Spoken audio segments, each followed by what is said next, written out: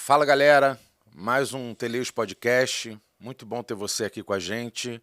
Mais uma vez a gente aqui para ter esse momento de edificação, de formação da nossa masculinidade, esse nosso tempo de crescimento, crescendo juntos.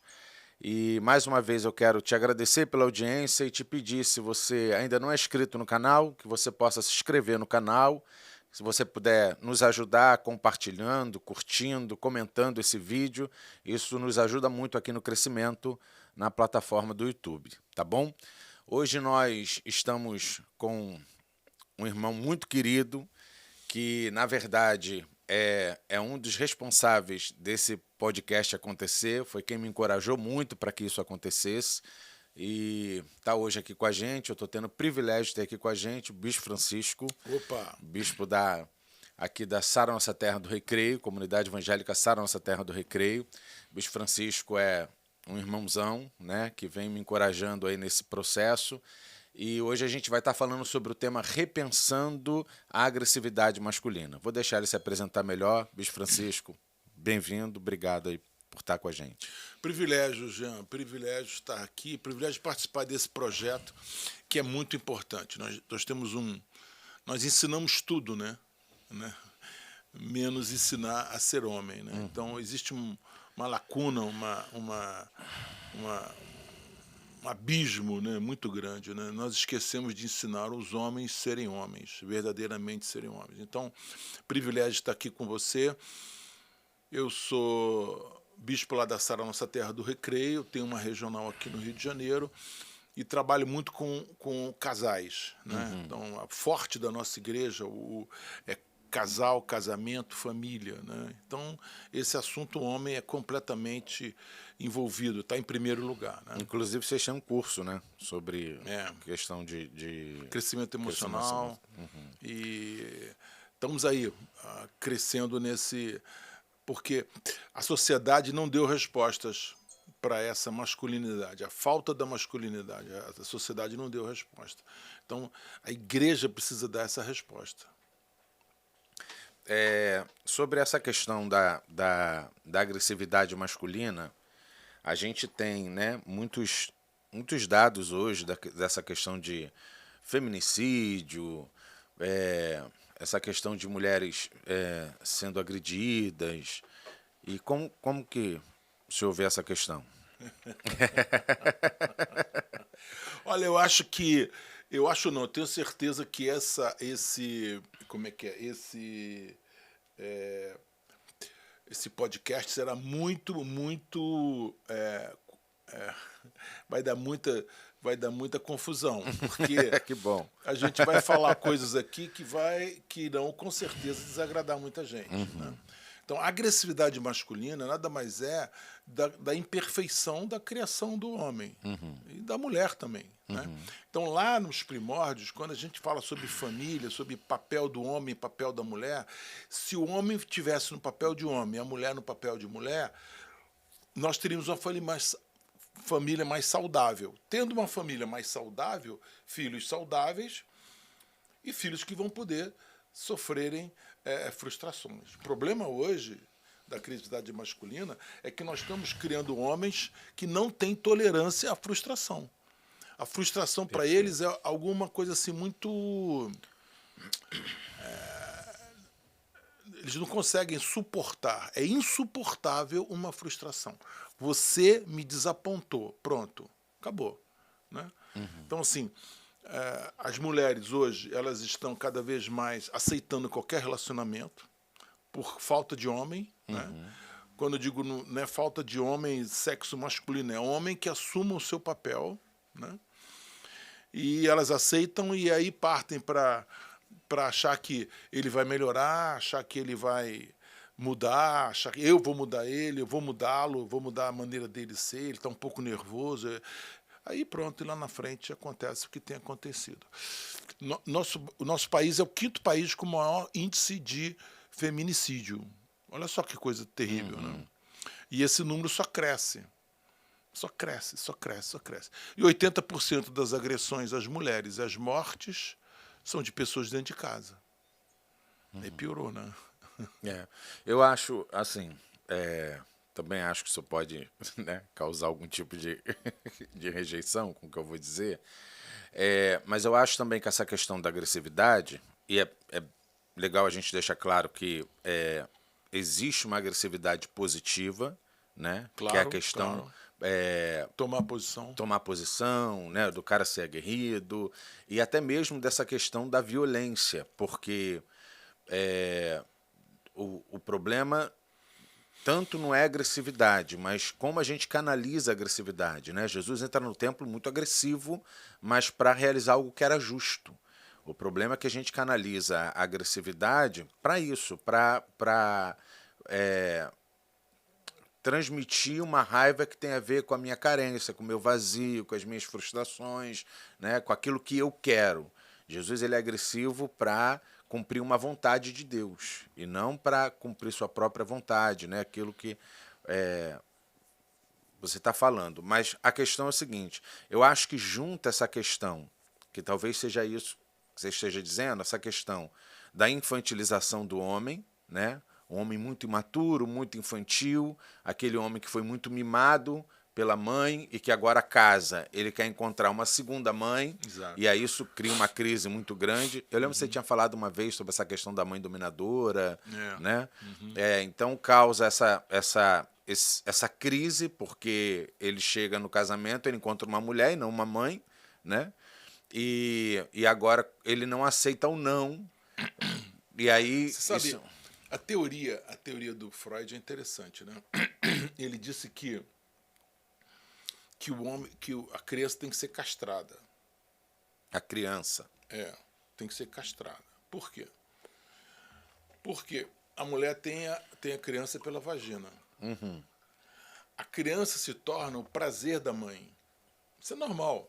Primeiro ano, a criança fica grudada na mãe. O alimento dela é a mãe, a atenção, o cuidado, né? Então, aí a criança se torna o pênis da mãe. O prazer da mãe. Olha que loucura.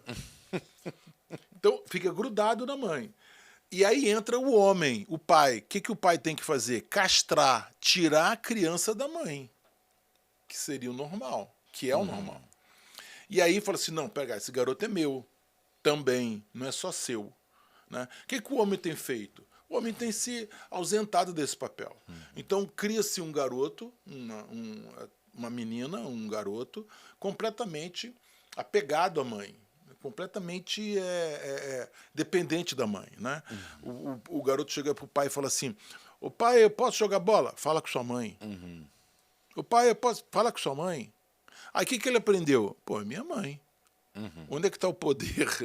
Onde é que está a fonte? É a minha mãe. E aí então cria-se uma geração de meninos, né, completamente apegados à mãe, em que o centro da vida deles é a mãe.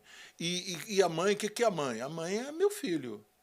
Né? Por exemplo, eu tenho colégios cristãos que têm problemas seríssimos com os pais.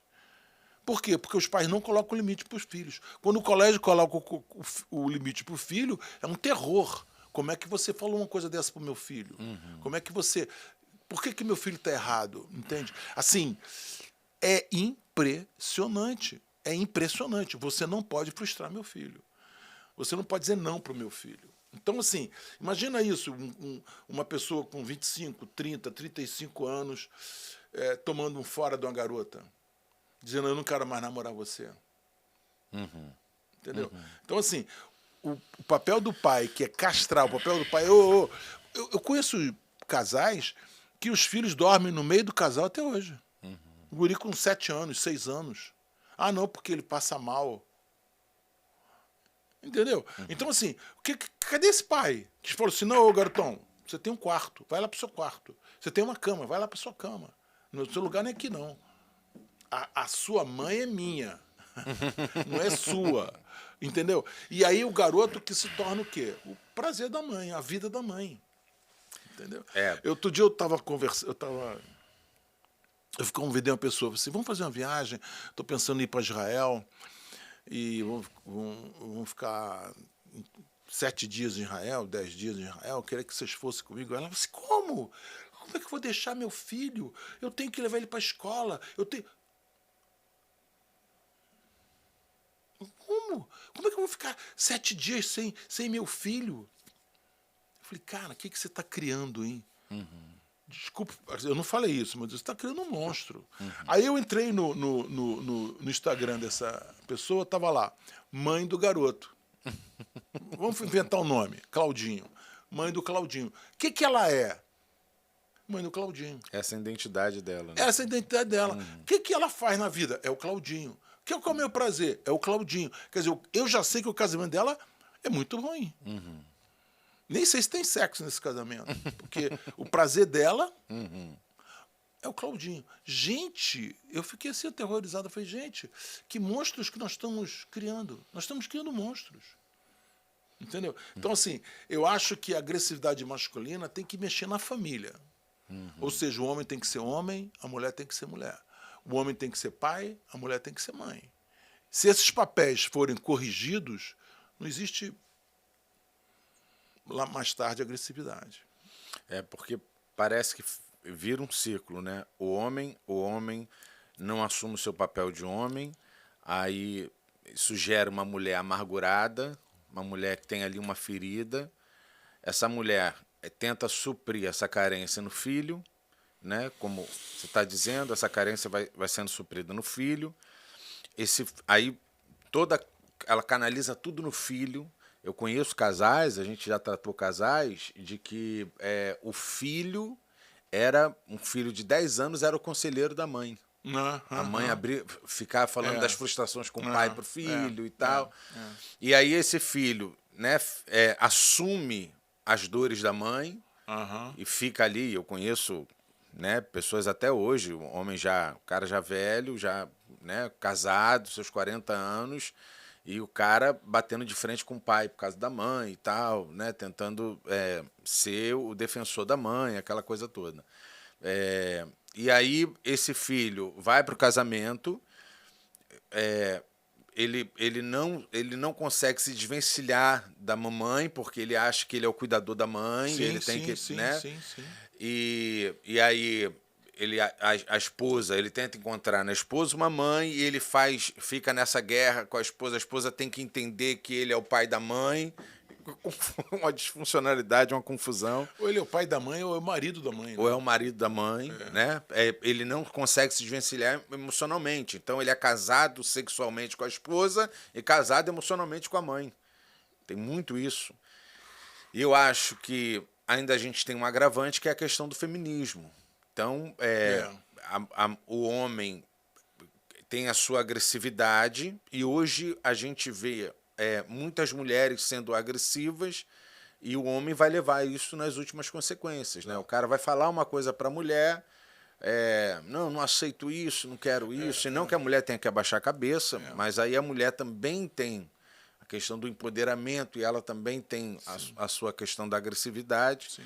E isso está levando as coisas nas últimas consequências mesmo, né? Essa questão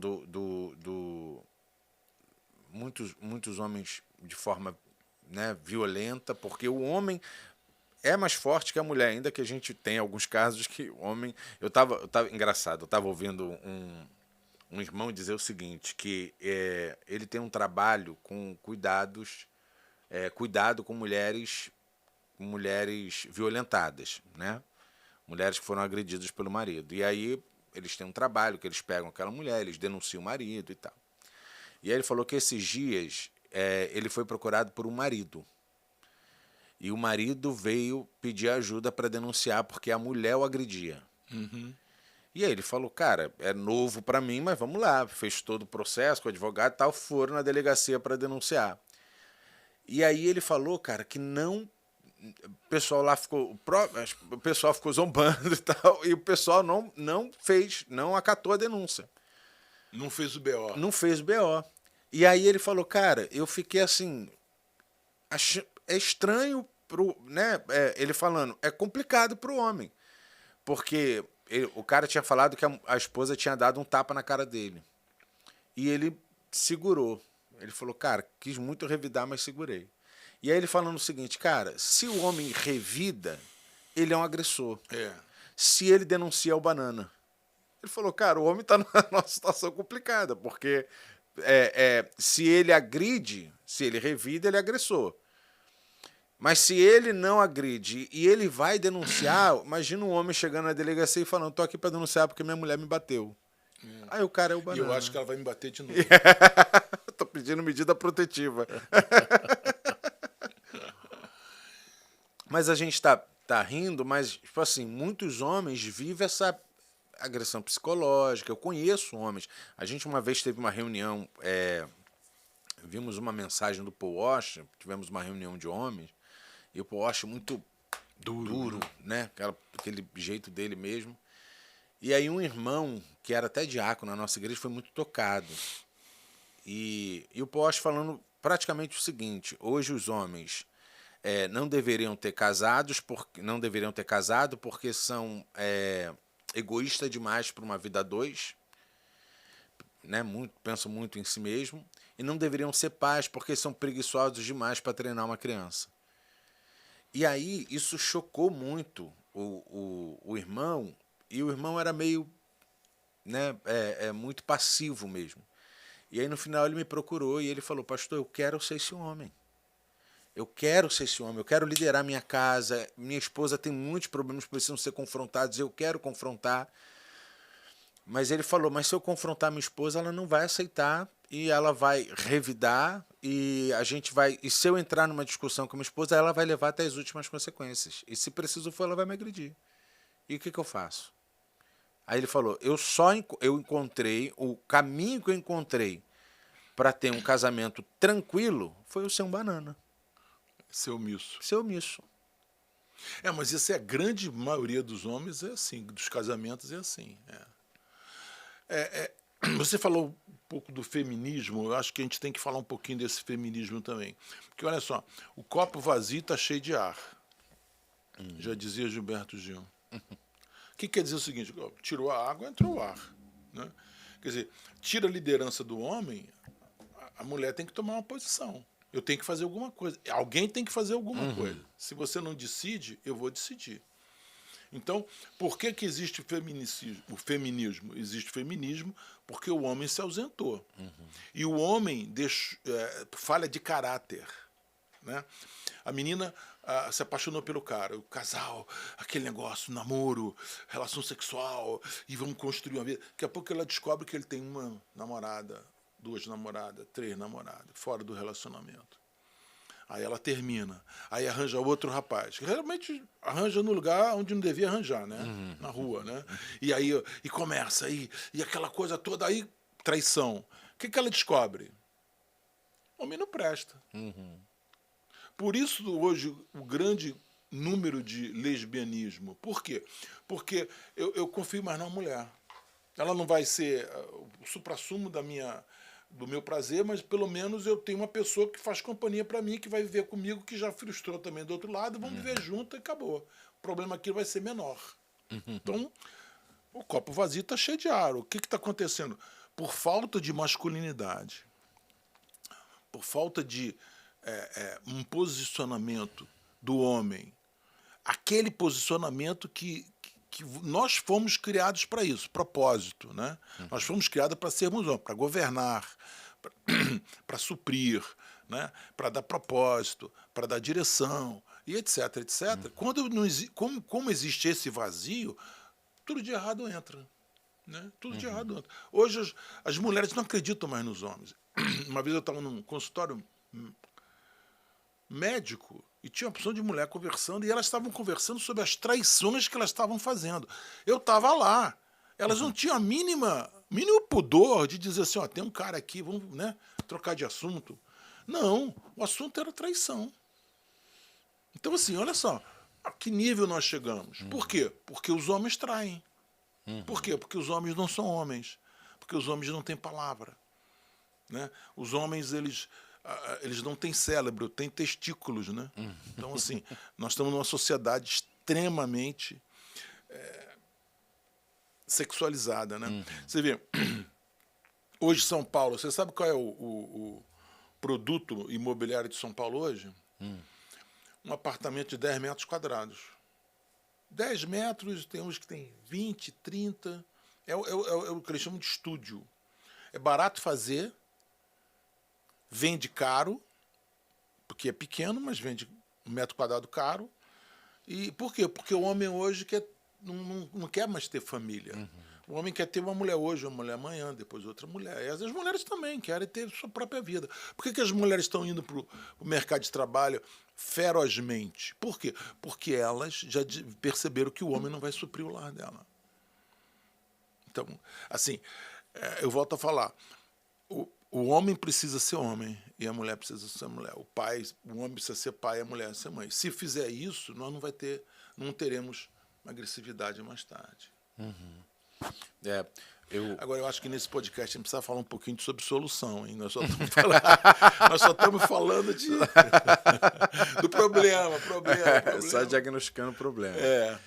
Então, mas eu acho que é isso, né? A solução passa por essa reestruturação da família, né? Da gente, porque é um ciclo mesmo. O homem, eu costumo dizer com alguns homens que a gente caminha junto, que nós somos a validação do discurso feminista. Né?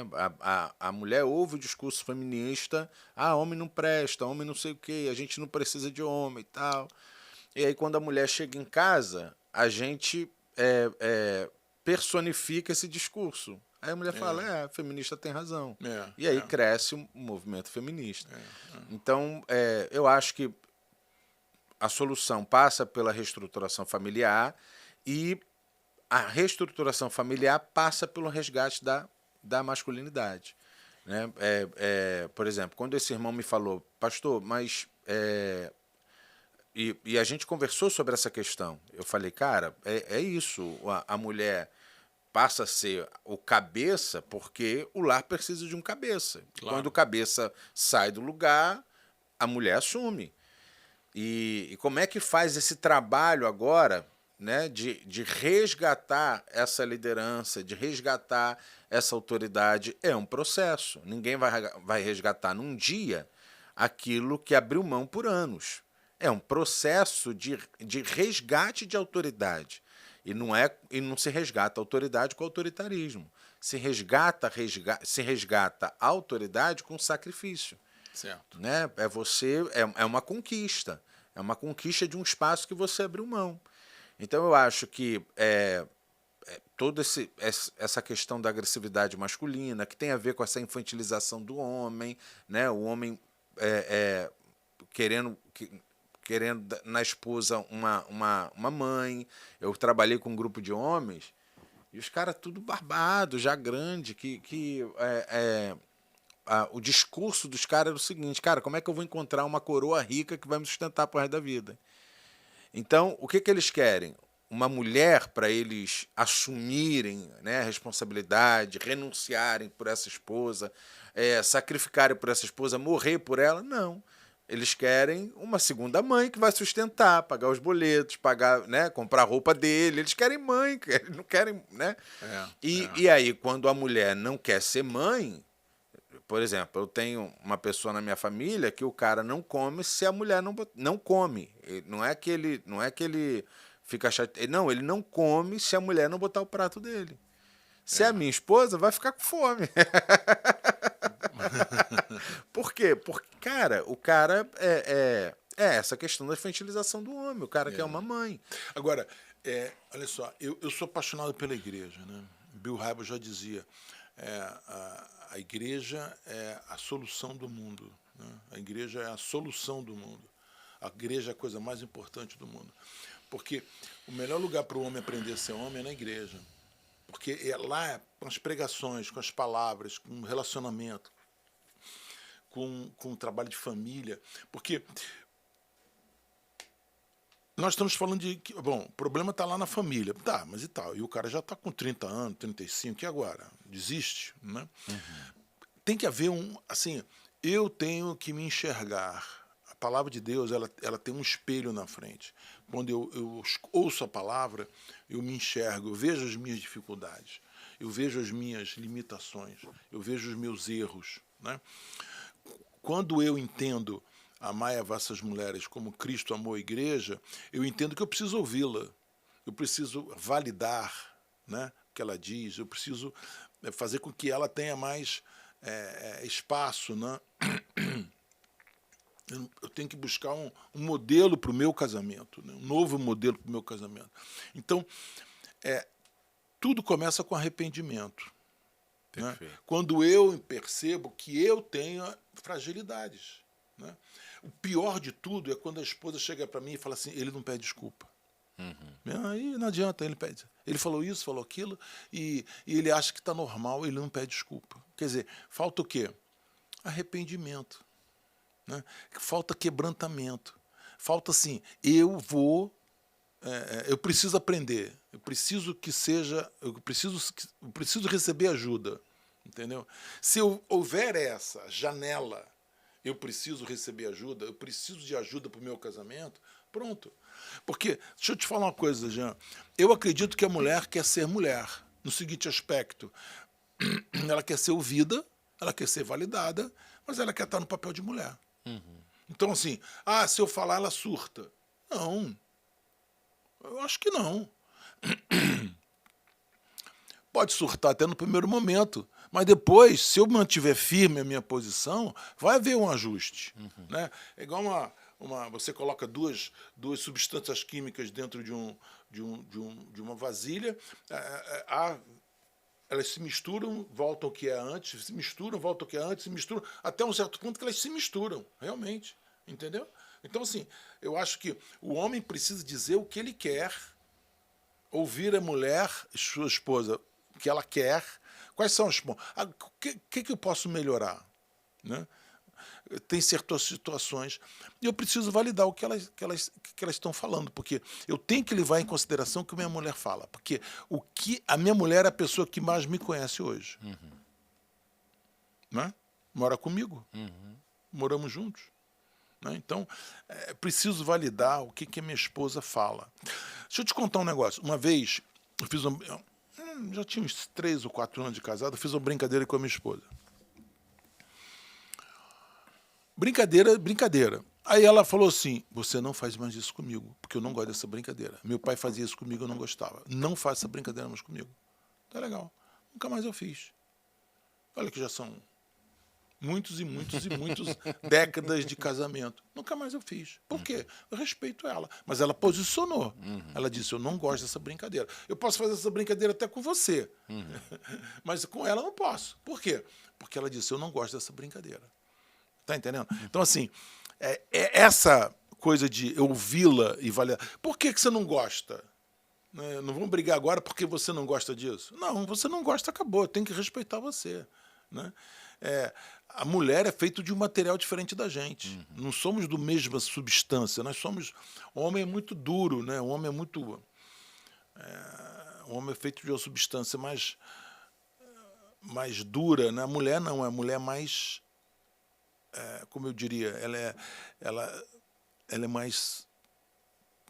Como é que eu falo? Como se fosse uma massa, né? Que se amolda a situações. Tá entendendo? Então, assim, eu acho que o homem precisa enfrentar esses momentos. Não dizer assim, bom, ela não tem jeito, ela não vai me ouvir, ela vai brigar comigo, ela vai surtar. Tá, vai surtar. Mas se não houver um posicionamento, quem eu sou, o que eu quero, o casamento sempre vai ser uma frustração. Eu acho que isso também é uma fuga. Né? Uma desculpa. É uma desculpa. Tipo assim, ela é assim, não vai mudar e tal, então eu não preciso me posicionar, eu não preciso síndrome de Adão, né? O problema é ela. Se mudasse ela, estava tudo resolvido, o problema é ela. Eu penso isso, eu penso que o homem precisa repensar mesmo a sua questão da agressividade, ele é o protetor. Então, sua agressividade tem um papel de ser, né? Para que ele proteja. Ele é o protetor, ele não pode ser o agressor. Isso precisa ser resolvido na sua questão de paternidade, né? De maternidade, essa coisa que a gente está falando. E a igreja tem um papel fundamental. A gente esteve aqui com um irmão falando sobre a importância do ministério de homens na igreja. Sim, sim. Só que tem essa questão do homem não ser muito assíduo, porque o homem não quer, de fato, Né, primeira coisa que Adão faz quando vê a nudez é tentar arrumar um jeito de... Porque o homem não quer se expor, né? O homem não quer permitir que as suas vergonhas sejam vistas, porque ele não quer ser confrontado. Diferente da mulher, né? Diferente da mulher. Nossa. O Ministério de Mulher tá Fluindo. avançando, tá fluindo, tá crescendo. Né? Mulher Porque, chega. pelo contrário, as mulheres querem falar, querem se expor. Chega, chora, se escabela, fala e sai bem. Eu falava muito Agora, isso com a minha esposa. Às vezes eu via que a coisa não estava legal no casamento, eu ligava para o homem, meu irmão, como é que tá a coisa? Tá tudo bem. Acabou a conversa ali, tá bom, então desliga o telefone, acabou. Você já percebeu que os homens morrem antes que as mulheres? Morre mais cedo. Morrem mais cedo. É incrível isso.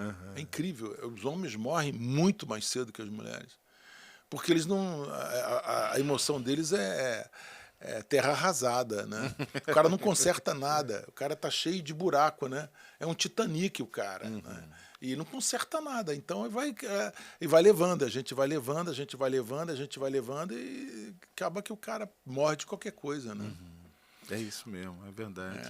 A gente Eu não tenho- tem aquela coisa de ir a médico, mulher tem mais isso, homem, né? O homem só vai no médico, tá nas últimas mesmo, ele vai no médico. Tem razão. Eu perdi agora um amigo. E uma coisa muito triste. E essa pessoa foi muito importante para mim. Muito, muito importante para mim. E o que me deixa chateado é que ele nunca buscou ajuda. Nunca. Entendeu? Ele tinha uma guerra emocional muito forte e ele nunca buscou ajuda. Assim, terapia é o dinheiro mais barato que tem. Terapia é a coisa mais barata que existe no mundo, é terapia. Se você falar que uma terapia custa, sei lá, muito dinheiro, eu diria é pouco diante dos benefícios que tem uma boa terapia, entendeu? Porque as pessoas me perguntam, todo mundo precisa de terapia? Eu falo, não. Mas eu nunca encontrei uma pessoa que não precisa de terapia. Então a minha resposta é essa, né? Todo mundo precisa. Eu não conheço todo mundo, né? Eu nunca conheci uma pessoa que não precisasse de terapia, entendeu? Então, assim, a terapia ela entra porque falta amizade. O homem não tem amigos. A terapia entra porque não existe um grupo que receba, que ouça, que dê feedback, né? Não existe. Então a terapia é um remédio. Né? Por que você toma remédio? Porque você não se cuidou. Você quebrou princípios de saúde. Concorda? Perfeito. Então, assim, a terapia é uma necessidade. Hoje eu creio que a terapia. E hoje em dia. Agora vem a confusão. As pessoas estão partindo para a psiquiatria, para os remédios. É um absurdo. As pessoas tomam remédio com muita facilidade. Eu não estou dizendo que você não vá tomar remédio, porque eu também não é a minha, eu não quero entrar aqui nessa seara, porque é uma seara muito complexa. Eu acho que tem algumas situações que precisa de medicamento, mas não deve ser o primeiro remédio, não deve ser a primeira solução. Né? Mas hoje, você vê a quantidade de gente. Hoje o psiquiatra não tem horário, Jean. Meu querido, não tem horário. Porque é muita gente precisando de remédio. E a indústria farmacêutica fatura bilhões de dólares com isso e nunca vai dizer para você que você não deve usar isso como primeira solução. Então hoje nós estamos vendo hoje uma sociedade ruindo, doente por falta da igreja, que é um lugar que você aprende a ser homem, você aprende a ser pai, você aprende a ser filho, você aprende a abrir coração, a compartilhar, a se arrepender, a ver, por exemplo, eu posso melhorar. Não, eu posso melhorar. Eu posso melhorar. Né? Desafiado a isso, né? Desafiado a isso. Esse ambiente de igreja faz com que você possa ser curado, indo, né? Quando Jesus curou lá os leprosos, né? Indo foram curados. Não foram curados. Indo foram curados. Então eu creio que a igreja é esse ambiente de cura, de restauração. Eu creio nisso. Perfeito, perfeito. Eu creio numa igreja como um lugar de cura, um lugar de uma comunidade terapêutica. Uma igreja saudável é uma comunidade terapêutica.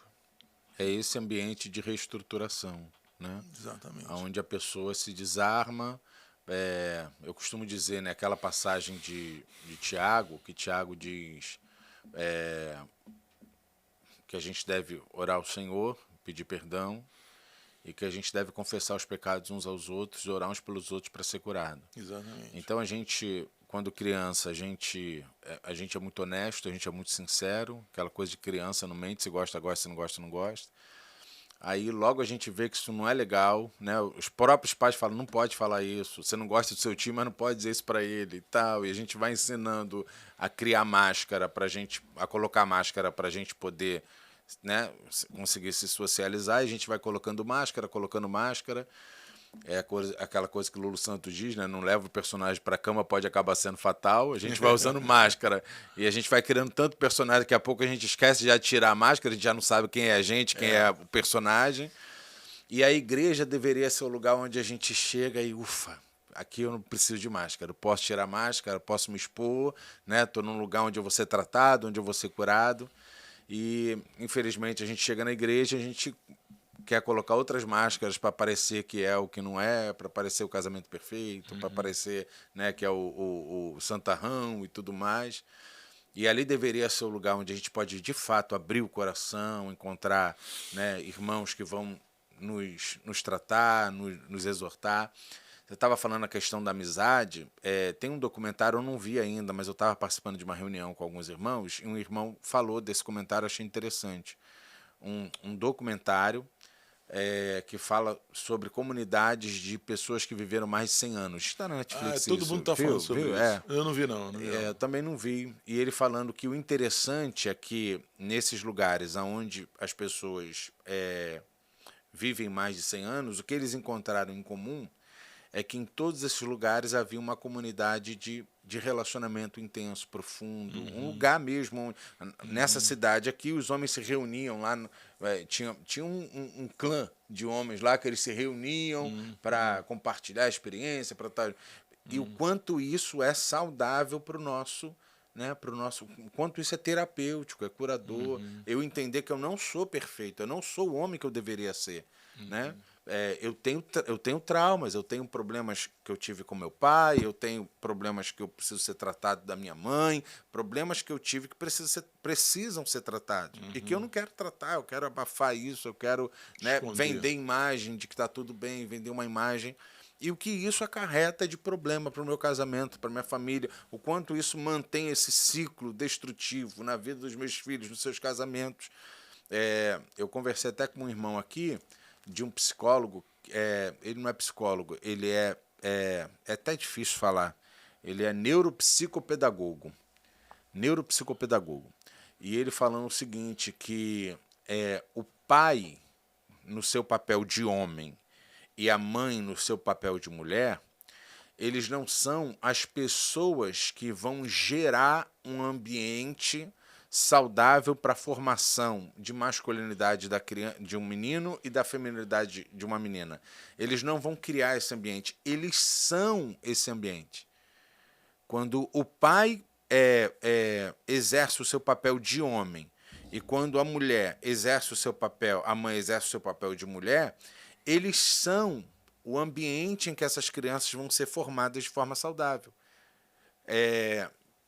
E aí ele fala toda essa questão de homossexualidade, tudo isso, é claro, é complexo, tem outras variantes, mas ele fala que grande parte dessa questão da homossexualidade é porque não é só ausência paterna, às vezes é ausência masculina. O homem está dentro de casa, ele tem um pai, mas a figura homem e mulher é disfuncional. Ninguém sabe quem é o homem e quem é a mulher dentro de casa. Eu acho que esse assunto seria outro podcast.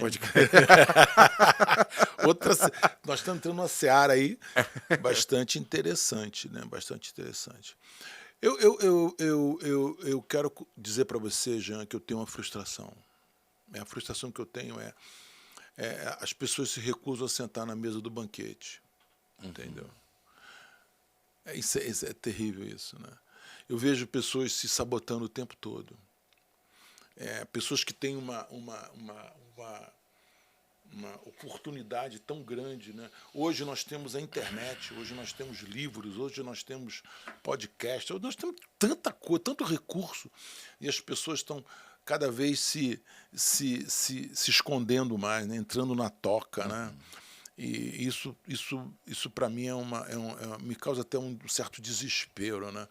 Porque quando eu era jovem, minha mãe dizia: "Oh, como é que vai ser esse mundo agora?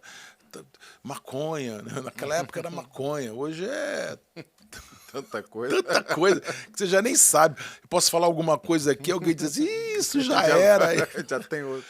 Mas assim, para onde está caminhando a humanidade, né? Então assim, eu acho que nós temos que ajudar essas pessoas a elas perceberem que tem solução, que ela pode ter um casamento feliz, que ela pode ser um filho feliz. Eu vejo muitos casamentos se desfazerem depois que os filhos saem de casa, Sim.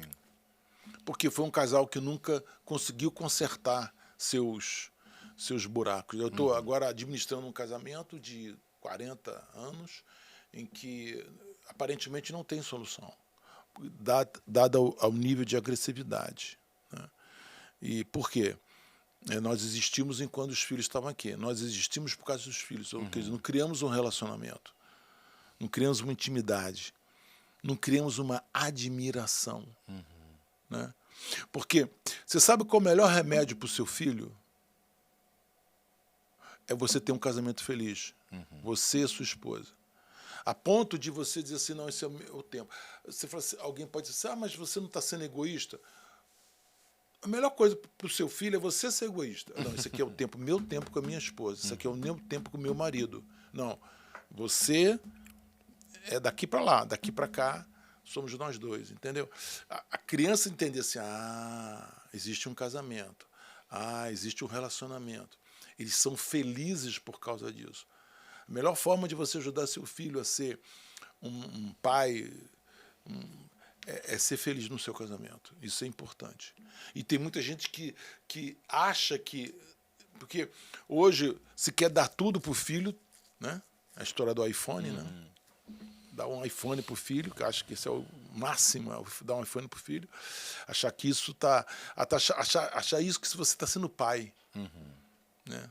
Então, isso me frustra muito isso. Aquela questão do que o presente supra a presença, né? É. Substitui a presença. E James Dobson escreveu um livro há muitos anos atrás em que a esposa dele, ele era começando o pastorado dele, uma situação financeira difícil e tal, começando uma igreja pequena e tal, e a esposa dele falou assim: olha, a nossa filha está com o casaco, inverno chegou, o casaco dela já não cabe nela, ela cresceu, ela está maior, precisa comprar um casaco melhor.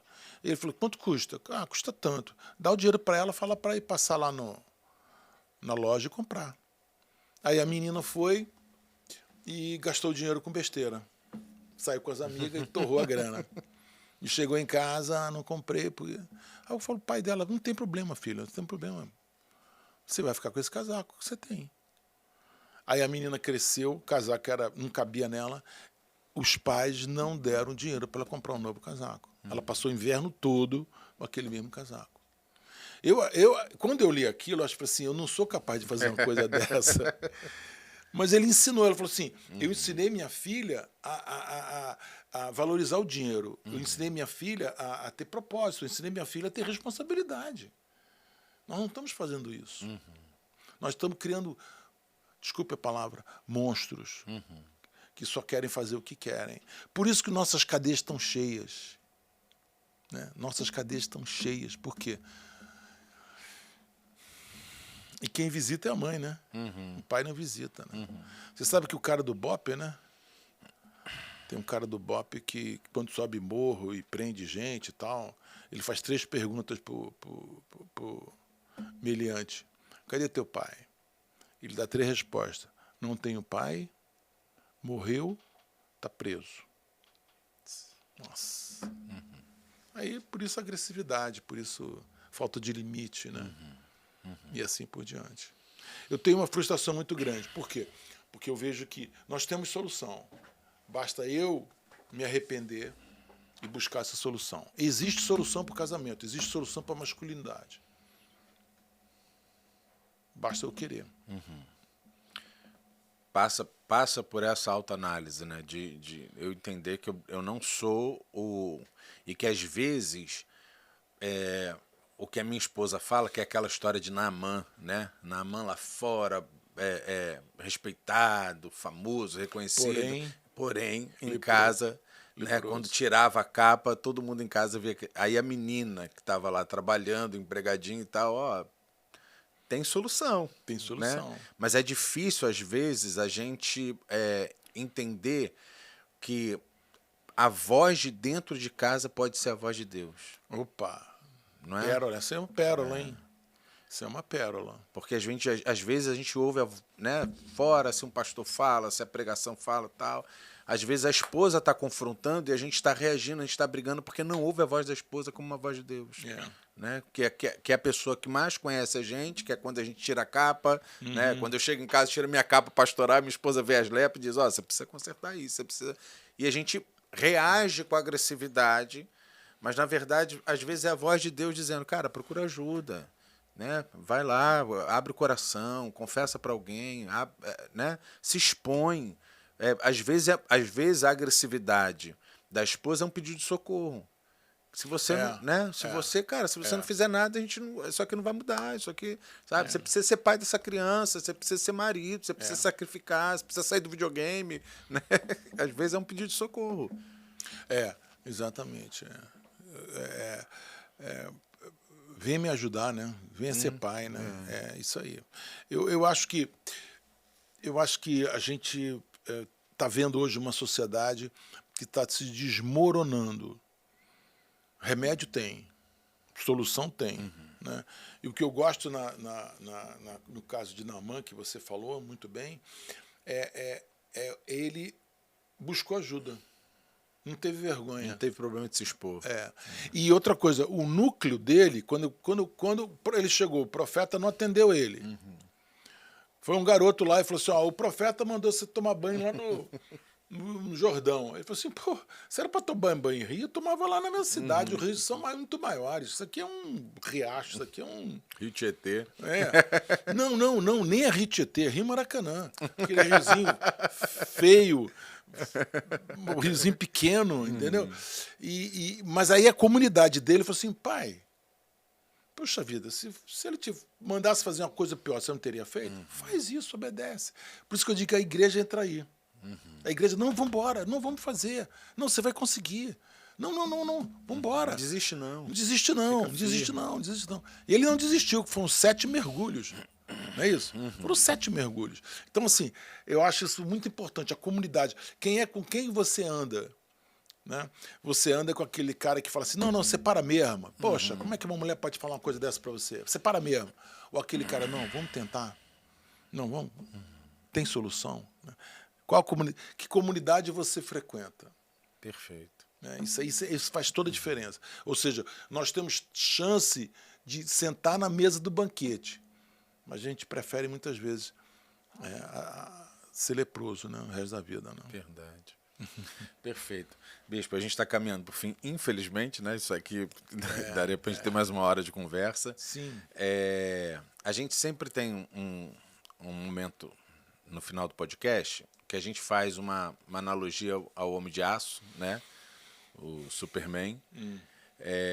E a gente fala sobre os nossos homens de barro, que não eram homens perfeitos, né? Mas que de alguma forma esses homens serviram como referência para o nosso crescimento, né? Para a nossa formação de masculinidade. Eu já falei aqui inúmeras vezes, eu praticamente não tive pai, né? Meu pai era alcoólatra e saiu de casa quando eu tinha 4 anos. Então eu não tive essa referência masculina. E só depois de adulto, casado, é que eu fui ver o quanto isso me fez falta. Mas uma pessoa que foi referência de masculinidade para mim, de homem, de marido, de pai, foi um líder de jovem na igreja. A importância da igreja. Né? A importância da gente, como igreja, entender isso. Que às vezes, nós, homens na igreja, a gente não só tem a preocupação com os nossos filhos, como tem muitos filhos ali na igreja, muitos adolescentes, muitos jovens, que a gente está sendo referência sem saber.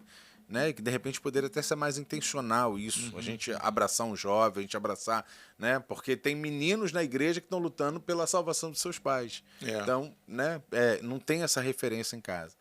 Mas, para você, teve essa pessoa ou esses homens que foram, de alguma forma, referência na sua formação? Olha, eu tive um pai presente, mas é um pai que lutava para ser o supridor, né? Não tinha um suprimento emocional, né? Então, o suprimento emocional era materno, né? O pai era, cadê sua nota? Que nota que você tirou? Aí, tirou 7. Pô, tem vergonha, rapaz? Você só estuda. Tirou 8. Pô, 8? Pô, melhor isso aí, tira 9. 9, tirei 9. 9. Pô. Errou besteira, né? Errou besteira. Porque tira 9, porque errou. Aí tira 10. Não fez mais do que a sua obrigação. A sua obrigação é essa aí. Quer dizer, né? Então, assim, aquele abraço, aquele... Emocional zero. Aquele abraço, só tinha como é que se diz? Cobrança, né? Mas foi um pai presente que me deu princípios, que me deu masculinidade, que me deu limite, que falou isso não, isso sim, entendeu? É um pai que não deixou... Eu nunca acreditei que o mundo girava ao meu redor, porque meu pai ele sabia dizer não para mim com uma facilidade, e ele dizia para eu, te vira. Né? Meu pai era assim, te vira. Olha, até aqui eu tô contigo, depois daqui você se vira. Você não passou, tchau e benção, vai... Entendeu? Então tinha um deadline lá em casa, bem delineado. Né?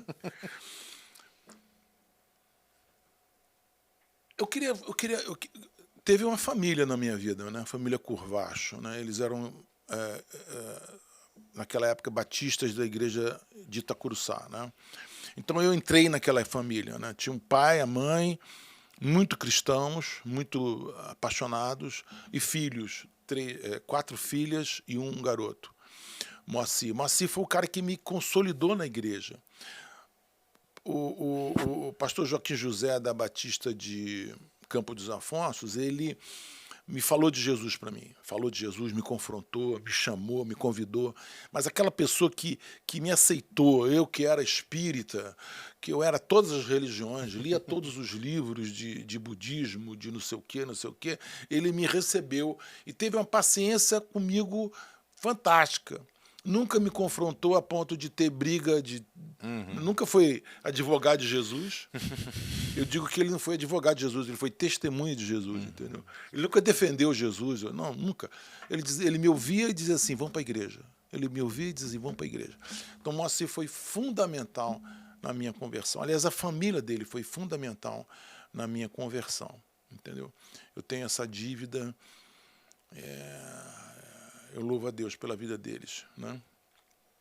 E uma pessoa que me mostrou um horizonte, que me desafiou para um crescimento, porque eu era um cristão, um frequentador de igreja, sem grandes aspirações, quando toda a minha força, toda a minha dedicação era profissional. Eu me formei em geologia e o meu negócio era ser geólogo no mundo. Né? Porque o geólogo, ele viaja muito, ele vai para a África, mora na África, depois mora não sei aonde, porque eu trabalhava na multinacional e oportunidade para isso eu tinha. E aí eu conheci o bispo Robson Rodovalho em Goiânia, quando ainda era Robson, não era nem pastor, né? E que ele me desafiou a crescer, me desafiou. Ele foi aquela pessoa que diz assim, eu acredito em você, eu vejo em você um potencial muito grande para o seu crescimento ministerial. Coisa que para mim era... Eu não era pastor, eu não tinha seminário, porque naquela época, para mim, ser pastor tinha que ter seminários e seminários. Então, ele me desafiou a crescer na palavra, me desafiou a crescer no cuidado. Eu desenvolvi um ministério de aconselhamento na igreja, eu e minha esposa. Nós éramos solteiros, desenvolvemos um ministério de aconselhamento.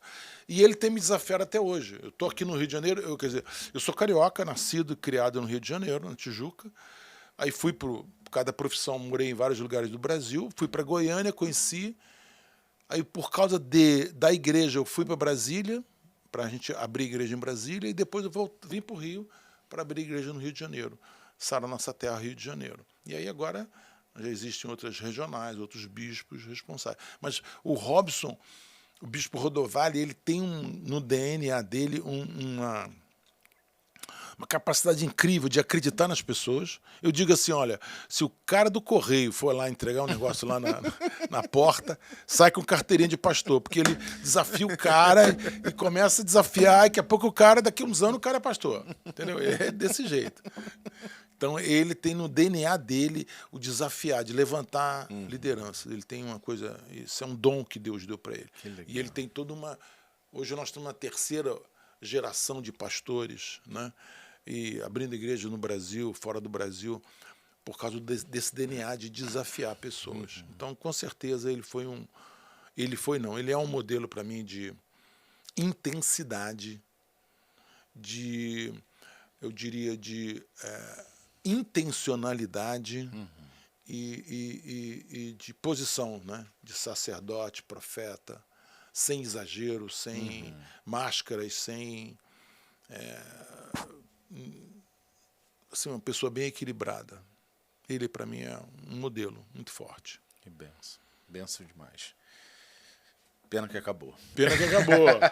Passa muito rápido. Amém. Que bom. Gente, Bispo Francisco, Bispo, para as pessoas te encontrarem, como é que faz?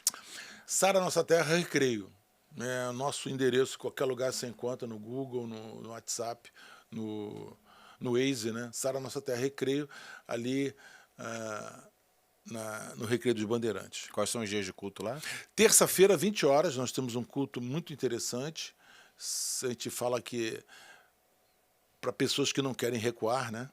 E sábado nós temos jovens e teens às 18, jovens às 19h30. E temos culto domingo, 10 horas da manhã e 19 horas. Perfeito. Estamos lá. Muito bom, Bispo. Obrigado mesmo pela disponibilidade e obrigado pelo encorajamento para que isso acontecesse. Amém. Né? Parabéns. Obrigado parabéns. mesmo. E obrigado você pela sua audiência. Muito obrigado mesmo. Continua aí com a gente. Se puder nos ajudar, mais uma vez, compartilhe esse vídeo com outros homens. A nossa ideia é essa, é poder ajudar, servir, né, edificar homens para que a sua família seja reestruturada, para que a gente possa, de fato, entregar para a sociedade homens melhores, entregar para as famílias homens melhores, para que a gente possa quebrar esse ciclo destrutivo, né, da família que vem acontecendo ao longo dos anos. Que você possa usar toda a sua agressividade para proteger, para prover, né, prover emocionalmente, financeiramente a sua família, os seus filhos, e que Deus possa te abençoar. Que você procure uma igreja, que você procure um ministério de homens, que você se exponha, abra o coração, para que você possa ser tratado, curado e desafiado. Tá bom? Que Deus abençoe a sua vida. Valeu pela sua companhia, pela sua presença. Continua com a gente aí no próximo episódio, no próximo podcast, tá bom? Deus te abençoe. Valeu. Seja homem. Valeu. Tchau, tchau.